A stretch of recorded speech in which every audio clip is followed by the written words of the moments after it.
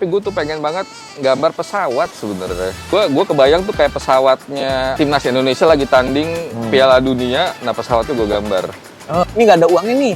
Ya ini tuh nggak ada masa depannya gitu. Bener kok. Gue kan suka makan cumi ya, gue bikin cumi aja kali ya gitu. Itu sebuah alasan aja sih kayaknya. Sebuah alasan ya? Jadi seorang orang kreatif bukan berarti lu males-malesan sih. Mut-mutan enggak kok. Lakukan dengan 1000%. Persistensi itu penting untuk seorang seniman gitu ya. Terus gue bawa motor sama bawa tangga.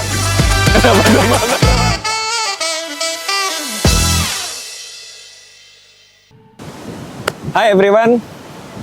Dari obrolan hari ini gue jadi tahu bahwa street art itu bukan hanya sekedar coretan, tapi juga cermin cerita kota. Nah hari ini gue ketemu dengan salah satu seniman atau ilustrator yang sebenarnya karyanya tuh udah banyak banget di media sosial. Karyanya pun udah jadi banyak banget ilustrasi-ilustrasi yang sudah di dunia internasional. Nah, selamat datang Mas Darbot. Halo. Halo Mas. Mas Darbot, baik kabarnya? Kabar baik. Mas Darbot, hari ini tuh sebenarnya gue nggak di brief nih manggilnya siapa gitu ya. Ya. Kira-kira enaknya dipanggilnya apa nih? Mas, Abang, atau Apa A aja gitu? sih, Darbot aja udah. Darbot aja Panggil ya? nama aja. Oh, oke. Kalau di rumah itu dipanggilnya siapa sih Mas kira-kira? Ada nama asli. Oh ada nama asli ya? Kirain di rumah itu dipanggilnya Darbot juga ya? Enggak. Oh, Mas Darbot, aku mau nanya. Jadi kira-kira nama Darbot itu inspirasi itu dari mana sih Mas? Sebenarnya panjang ceritanya ya, tapi sebenarnya itu adalah panggilan nama gua semenjak SMP sih sebenarnya. Jadi kayak ada satu hal lah, gua nggak bisa ceritain, nanti ketahuan nama asli gua. Tapi itu sebenarnya nama panggilan gua dari SMP sampai sekarang. Oh, dari SMP sampai Ya, sekarang ya? Betul. Oh, gitu. Nah, kalau Darbots itu memang karyanya kan sudah banyak nih Mas ya? Maksudnya di media sosial juga, terus karyanya juga udah internasional juga gitu. Nah, kira-kira kalau menurut Mas, karya yang paling Mas ingat gitu tuh karya apa ya? Kebetulan bukan di sosial media sih, justru real karya gitu ya. Menurut gue yang paling gede dan paling monumental sampai sekarang masih ada tuh ada di Tamrin juga sih, di Art Hotel. Di Art Hotel. Ya itu menurut gue karya gue yang paling besar sampai sekarang ada di Jakarta, di Indonesia, mungkin itu sih. Oh, Ya. Itu karya itu salah satu yang emang Mas punya struggling atau apa gitu kira-kira? Bisa dibilang itu salah satu karya yang gue banggain karena pada saat itu belum ada graffiti atau street art yang gambar di gedung gitu. Yang gede segede itu. Jadi bisa dibilang pada saat itu ya itu karya pertama, graffiti pertama di gedung tuh itu tuh yang bentuknya gedung gitu ya, segede itu mungkin. Oh itu yang paling ini ya, yang paling teringat ya karyanya. Ya.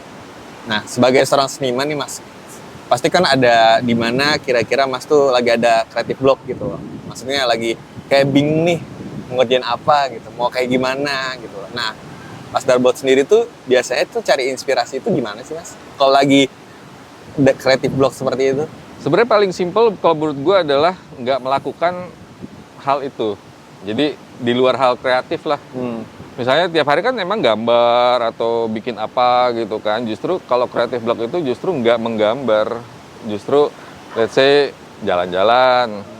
Atau mungkin melakukan hobi yang lain. Misalnya suka motoran, ya motoran. Gue kadang keliling-keliling. Atau mungkin lagi bosen motoran, gue mungkin nonton film gitu. Atau mungkin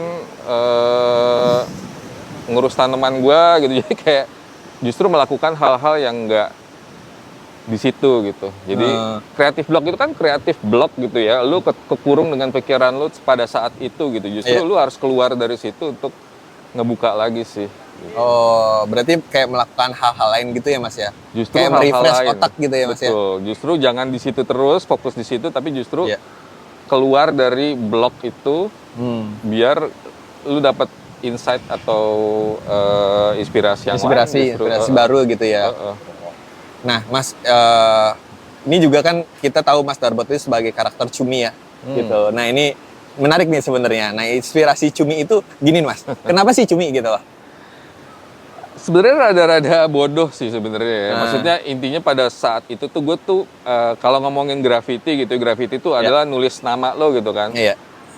Tapi gue bosen gitu, gue nggak pengen sama dengan apa yang udah ada gitu sebenarnya. Gue tuh pengen punya satu icon atau satu karakter yang bisa gue ulang-ulang sampai orang tuh ke brainwash, oh itu ini tuh si Darbot nih yang bikin gitu. Waktu itu lumayan nyari-nyari sih apa ya sampai akhirnya kayak gue kan suka makan cumi ya, gue bikin cumi aja kali ya gitu. Suka makan cumi dan suka makan cumi ya. Dan gue suka dari kecil tuh gue suka bentuk-bentuk monster sebenarnya kayak apa ya, monster-monster lah. Kayak gue berasa monster itu tuh kayak merepresent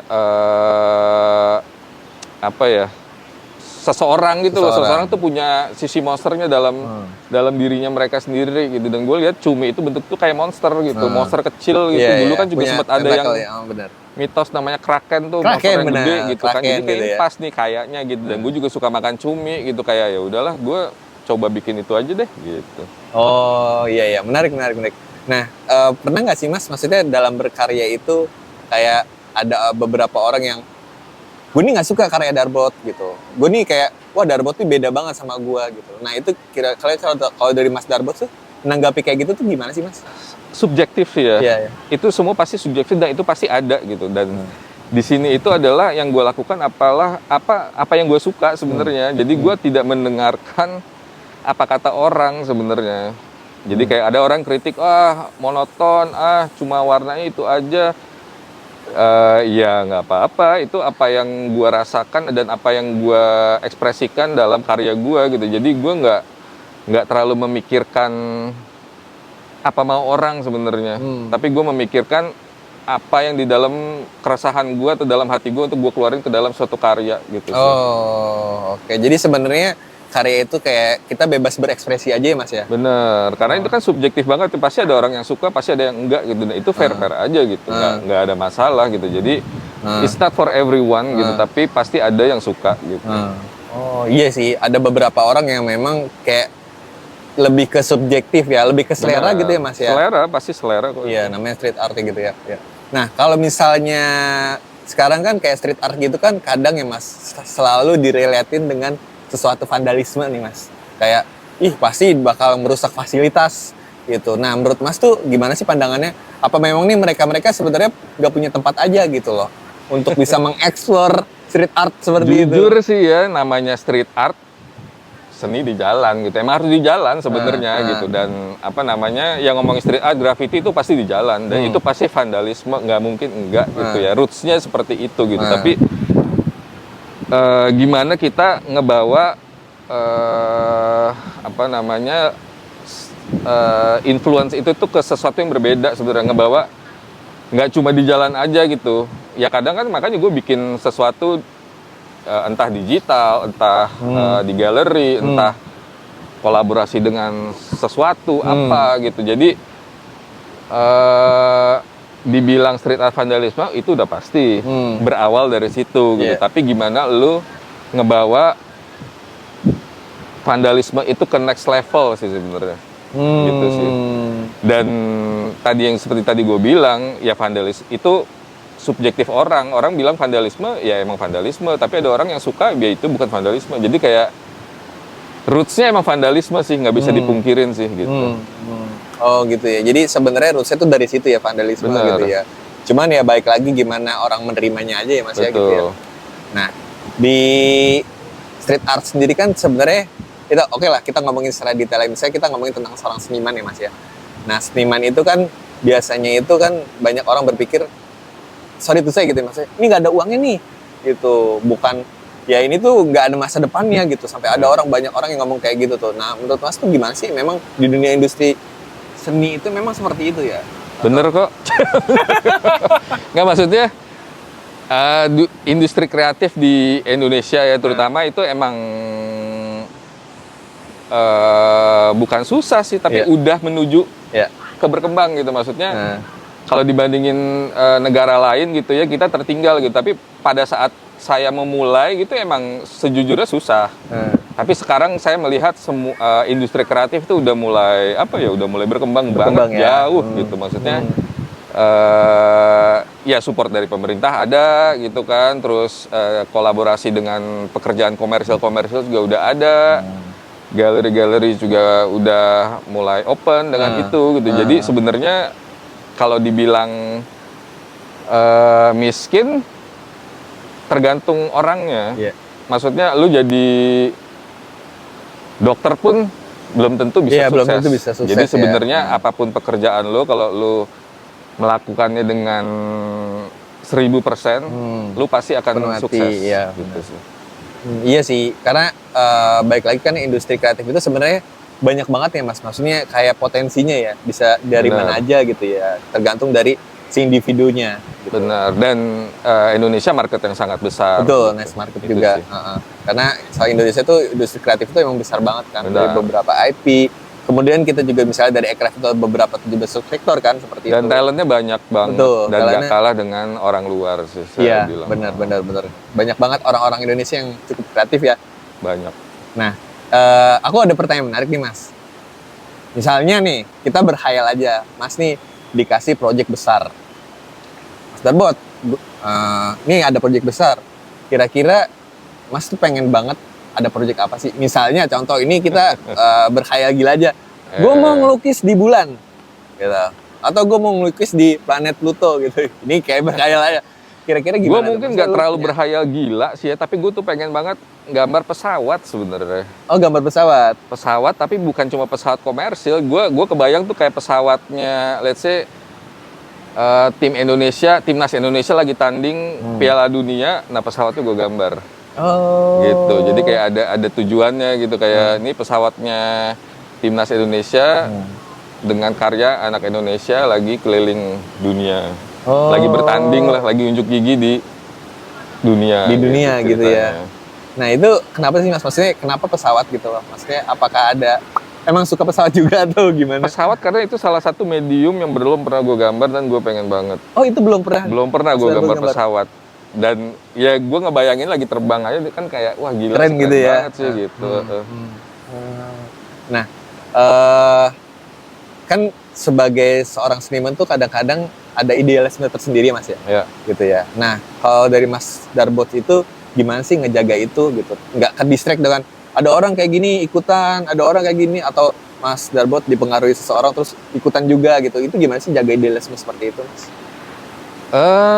Itu dia. Karena gue menganggap apa yang gue bikin itu adalah cerminan dari seseorang juga sih. Maksudnya dari seorang seniman ya gitu ya. Dan pada saat itu, gue nggak mencari uang menjadi seniman. Jadi gue bisa melakukan apapun yang gue mau dengan si karakter ini gitu. Jadi istilahnya ya udahlah, gue mencari duit di tempat yang lain, gue nurut apa kata orang, apa kata klien. Nah, sedangkan di karya gue ini, gue menuruti apa mau gue. Gitu. Dan gue pikir sebuah karya yang jujur itu penting dari seorang seniman sih. Lu nggak harus ikut tiba-tiba wah lagi ngetren style ini ngikut ini, lagi ngetren warna ini ngikut itu gitu. Menurut gue ya lu harus dengan konsisten, maksudnya gue lumayan konsisten dengan apa yang gue bikin dari awal sampai sekarang gitu ya, dari karakter yang itu aja walaupun berkembang, memakai warna hitam putih walaupun berkembang juga gitu, tapi maksudnya konsistensi itu menciptakan sebuah karakter yang kuat aja sih. Gitu. Nah, kalau misalnya ada klien gitu mau ngerubah idealisme, lu tetap mempertahankan itu nggak sih Mas? Kebetulan klien itu mau apa yang gue bikin selama ini. Gitu. Jadi mereka kita bekerja sama karena apa yang telah gue bikin selama ini. Lu punya gitu. Konsep apa gitu ya? Ya dia punya konsep apa atau message apa itu gampang lah, tinggal digabungin. Tapi secara visual, secara look, mereka mau apa yang gue bikin selama ini gitu. Jadi istilahnya gue sebodoh amat semau gua selama itu sampai akhirnya ya mereka ke brainwash dan kayak tahu ini tuh Darbot tuh harus seperti ini gitu. Jadi mereka yang minta sendiri. Oke. Menarik. Nah, kalau Mas Darbot itu kira-kira dream collab-nya tuh sama siapa sih Mas kira-kira? Maksudnya mau kolaborasi sama siapa gitu? Gue tuh suka berkolaborasi dengan sesuatu malah yang agak clash dalam arti kata. Agak clash ya? Nggak harus nggak harus satu industri gitu kadang. Gue lebih suka seperti itu. Kayak gue lebih suka tertantang dengan project-project yang justru aneh-aneh sebenarnya. Aneh-aneh ya. Aneh-aneh kayak yang wah gila nih yang bikin seperti itu gitu. Kayak ya ini Kayak bikin sesuatu balon yang out of the box gitu ya Mas ya. out of the box. Kayak kemarin ini kan bikin balon gelindingin di Car Free Day gitu. Kayak aneh aja gitu kan. Yang kayak gitu-gitu justru gue suka. Lebih tertarik yang kayak gitu-gitu ya. Karena ya gue orangnya nggak suka yang mediocre gitu-gitu aja gitu. Walaupun kadang suka gitu bikin, tapi maksudnya paling nggak setahun sekali gue harus punya satu project yang emang wow gitu. Nah, kalau misalnya ide-ide itu sebenarnya butuh waktu nggak sih Mas? Maksudnya sebagai seorang seniman, orang yang kreatif, ide itu tuh perlu waktu nggak sih Mas untuk mengekspor Pasti itu? butuh waktu sih ya. Maksudnya ide itu kan nggak keluar langsung gitu kan. Kadang ya lagi bengong tiba-tiba keluar, lagi ngopi sendiri atau lagi makan atau lagi nggak ngapa-ngapain malah oh iya kayak begini aja gitu. Justru kalau kita lagi mikirin ide di meja dengan kertas mikir nih nggak keluar kadang. Kayaknya kadang-kadang ide itu nggak keluarnya tuh nggak tahu waktu gitu ya Mas ya. Kapan Nggak tahu aja waktu, bisa. dan ya untuk men-trigger ide itu kita harus banyak wawasan sih, banyak insight gitu loh. Jadi open dengan semua knowledge, open dengan semua insight gitu. Itu kan dengan banyaknya info atau banyaknya Koneksi juga pengetahuan mungkin atau ya. koneksi atau apapun itu bisa men-trigger lo untuk berpikir lebih kreatif, lebih nyeleneh, lebih ya udah gitu.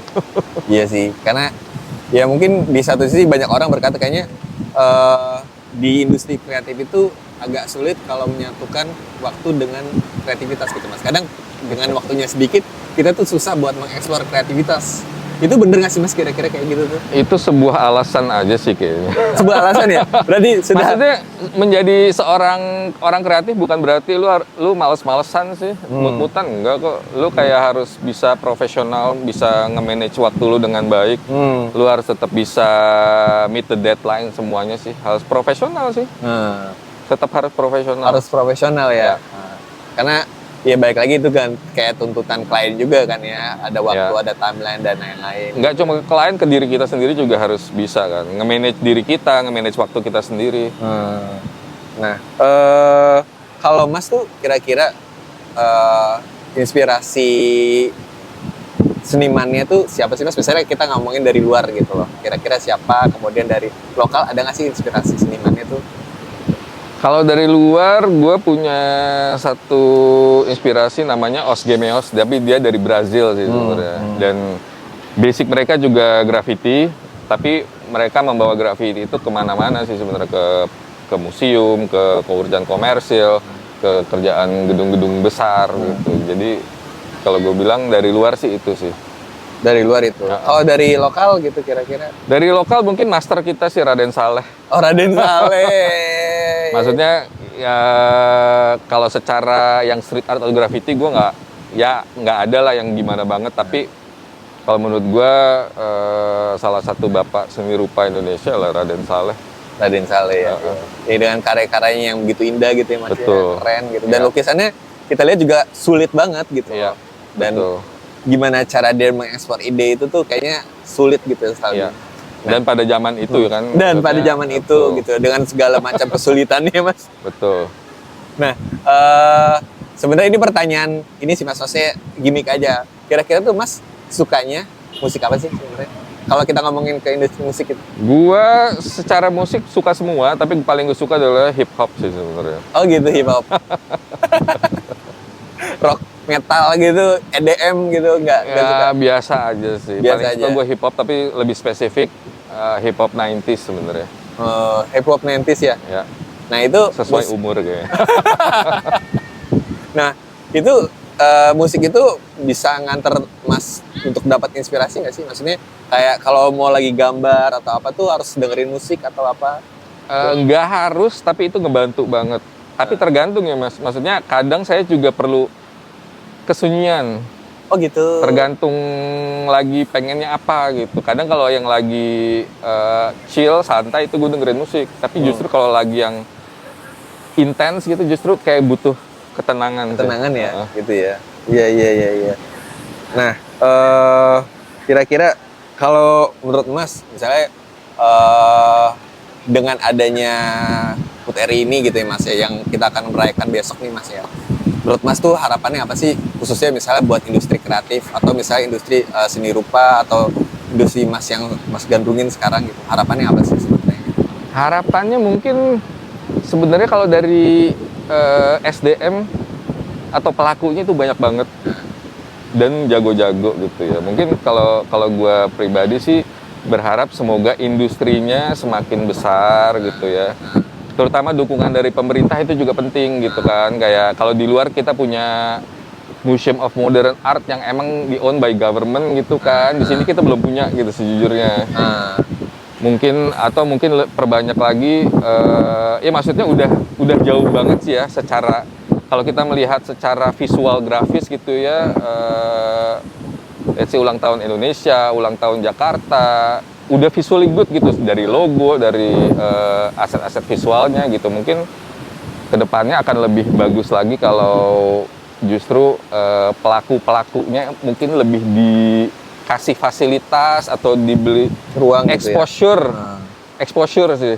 Exposure itu penting ya? banget. Penting banget ya? Maksudnya kalau kita ngelihat negara lain gitu kan, secara pelakunya dikit tapi exposure-nya gede gitu. Kayak kita ngelihat seniman dari Jepang gitu, udah pasti keren gitu. Indonesia keren, banyak banget yang keren, tapi kayak nggak ketahuan gitu. Mereka harus nge-push diri sendiri. Nggak notice gitu ya Mas ya? Bener, mereka harus nge-push diri sendiri baru bisa kayak seperti itu gitu. Iya.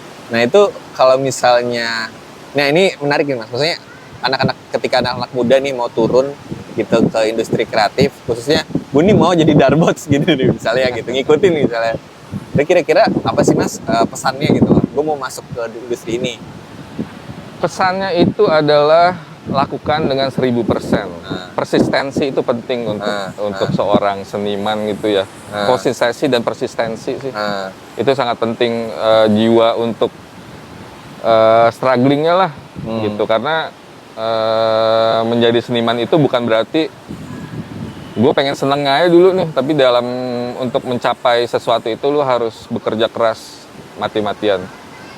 Begitu. Harus ada kerja keras ya dari anak-anak muda itu ya, karena sebenarnya semuanya nggak ada yang instan gitu ya Mas ya. Apalagi di industri kreatif kan lumayan besar, lumayan berat juga kan ya gitu. Berat. Ya. Oke Mas, gue ada games sih Mas, kayak mini games gitu kan.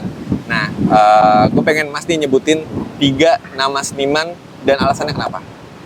Oke, dari luar boleh tuh? Dari luar boleh, tapi kalau bisa sih kita ngomongin lokal nih. Oh, lokal kira-kira. aja. Tapi kalau nggak ada nih nggak apa-apa, dari luar nggak apa-apa. Nomor 1. Raden Saleh. Kenapa? Karena dia bapak seni rupa Indonesia menurut gue. Bapak seni rupa Indonesia? Iya. Nomor 2? Nomor 2, Basuki Abdullah. Basuki Abdullah.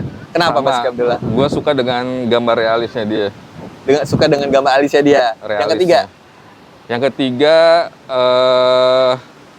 orang luar ya, nggak apa-apa ya? Nggak apa-apa. Gue suka dengan Kaus. Kenapa? Karena dia ngebawa kultur graffiti menjadi lebih pop dan lebih komersil. Oke. Ya. Nah, games yang kedua,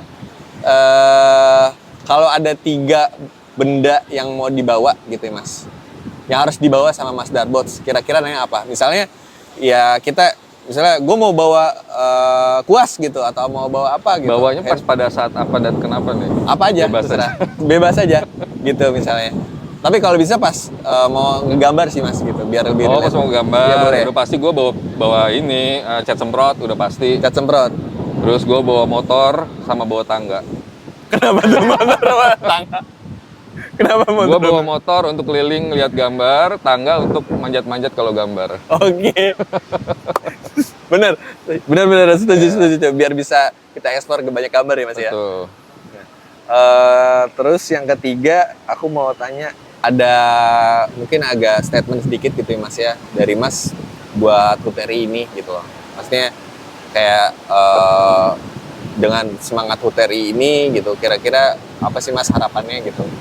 Apakah mungkin dengan kita ulang tahun ke-80 seniman Indonesia itu bisa lebih banyak dilibatkan dalam karya-karya pemerintah, atau bisa dikasih ruang juga gitu. Nah di 80 ini harapannya Mas seperti apa Mas?